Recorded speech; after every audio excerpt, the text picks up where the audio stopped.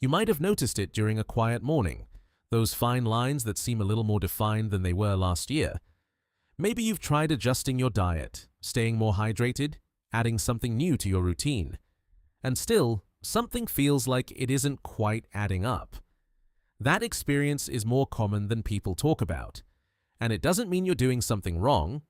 What we're going to look at today isn't another list of superfoods. It's something a little deeper. The reason why skin changes the way it does over time, and what your body is actually prioritizing when it makes those decisions. Because your body is always making decisions. And once you understand a few of them, the picture starts to look very different. Collagen gets a lot of attention in conversations about skin and aging. And, for good reason, it's a structural protein that helps maintain the firmness and elasticity of skin tissue. Your body produces it naturally. It's been doing so your entire life. But here's something that often gets left out of those conversations. Collagen production is not a constant process. It's a process your body regulates, adjusting output based on what else is happening internally. That regulation is connected to something most people don't think about when they look in the mirror. It's connected to the state your nervous system is in. Your nervous system operates in different modes.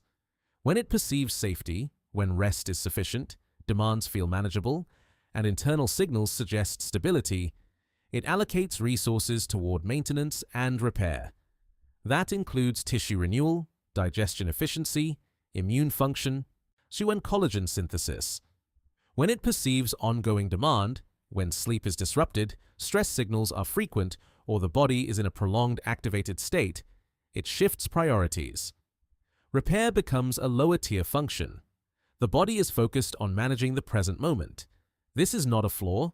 It's a remarkably intelligent system doing exactly what it was built to do. The phrase worth holding on to here is this: your body is adapting, not failing. What you're seeing in your skin may not be a deficiency in a single nutrient. It may be a reflection of what your body has been prioritizing for months, sometimes years. Why does the body pause repair? In that survival priority state, the body views skin maintenance as non-essential. It would rather direct energy toward the systems managing the immediate demand. And if the nervous system remains in that elevated state consistently, it can subtly downregulate the very repair processes you're trying to support through nutrition. This is why the most carefully chosen collagen snack may not be doing what you expect. If the internal construction crew has been told to stand down while the alert system stays active, those inputs aren't reaching their intended destination. The building blocks matter, but so does the environment they're entering. Around this point, it helps to see how this tends to build on itself. Persistent low-grade stress influences sleep quality. Not always dramatically, sometimes it's simply lighter sleep, fewer deep cycles, more early waking. During deep sleep, your body does a significant portion of its tissue repair work. Collagen synthesis is part of that overnight process. When deep sleep is reduced or fragmented consistently, that repair window narrows. Skin changes gradually become more noticeable.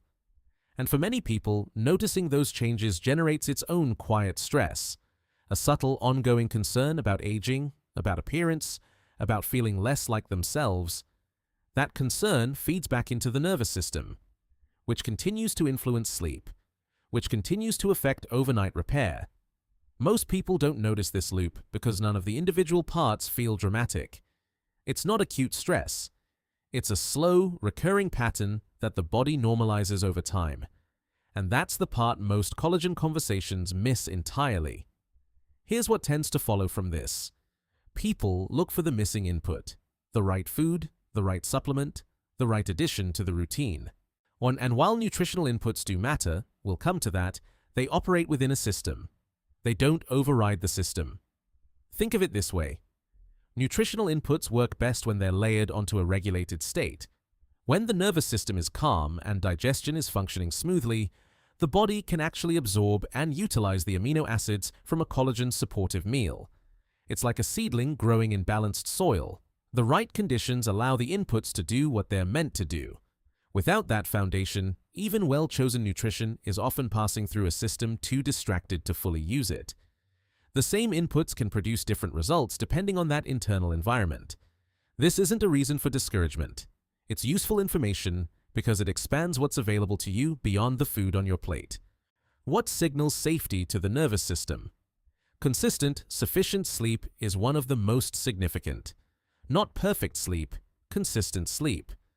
Regular rhythms communicate stability to the body's internal systems.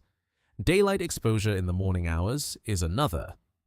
Light acts as a direct signal to your circadian system, helping anchor the hormonal patterns that govern both alertness and overnight recovery.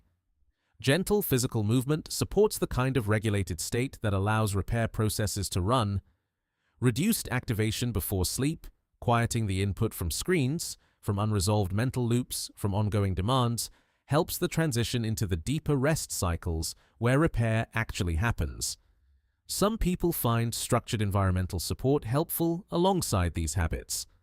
Tools that create consistent conditions for wind down are that support recovery during sleep or that reinforce morning light signals. These aren't replacements for the habits, they're supports for them. None of this is about perfection.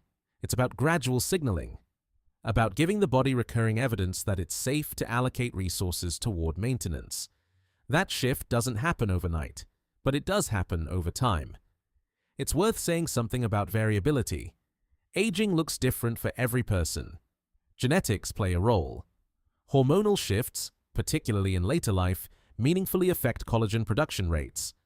Sun exposure history accumulates over decades. Inflammation patterns vary by individual.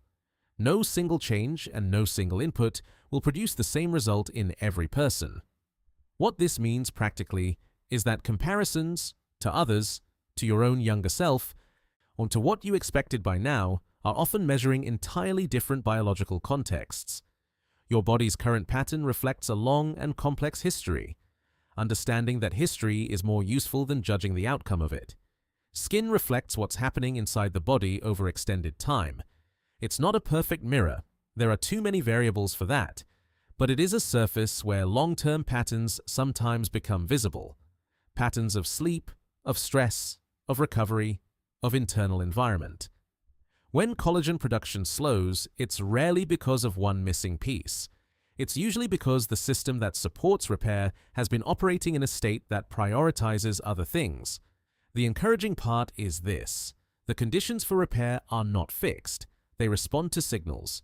Gradually, but genuinely. Your body is not behind. It's not failing to keep up. It's doing exactly what a body does, adapting to the environment it perceives and waiting for the signals that tell it repair is the priority again. Those signals are available to you. They don't require dramatic intervention. They require consistency, over time, in the direction of recovery. Your body is adapting. An adaptation, when it has the right conditions, tends to move toward restoration,